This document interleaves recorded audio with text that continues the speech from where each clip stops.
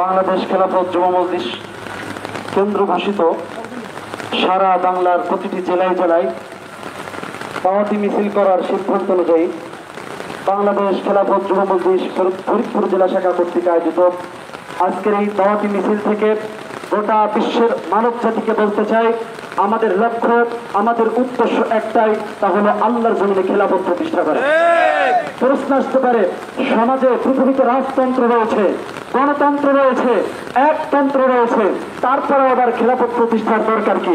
ওই সমস্ত মানব রচিত তন্ত্র আর মন্ত্রের জন্য যাদের মহাব্বত ভালোবাসা উঠলায় পড়ে, তাদের উদ্দেশ্য বলতে চাই, আমরা রাজতন্ত্র দেখেছি, শান্তি দিতে পারে নাই, সমাজতন্ত্র দেখেছি, শান্তি দিতে পারে নাই, একনায়কতন্ত্র দেখেছি, শান্তি দিতে পারে নাই, গণতন্ত্র পূর্বেও দেখেছি, বর্তমানেও দেখছি, ভবিষ্যতেও দেখছি, শান্তি দিতে পারে নাই, বর্তমানেও পারছে না। আল্লাহর কসম খেয়ে বলতে পারি, তার ফলে দিতে হবে না। গণতন্ত্রের মাধ্যমে কোনোদিন আল্লাহর জমিনে শান্তি প্রতিষ্ঠিত করা সম্ভব না।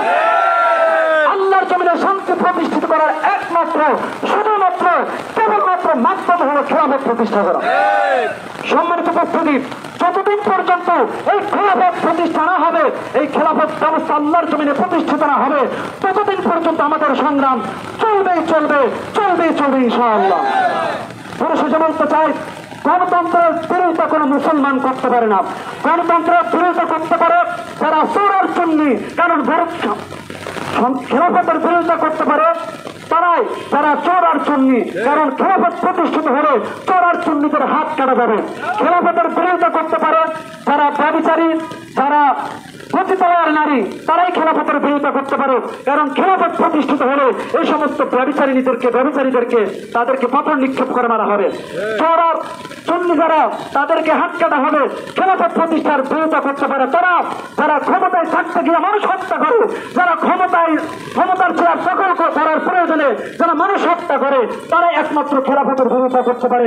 কারণ খেলাফত প্রতিষ্ঠিত হলে যারা ক্ষমতায় আছে, যারা ক্ষমতায় যাওয়ার জন্য সন্ত্রাসী করে, মানুষ মারে, তাদেরকে হত্যার বদলে হত্যা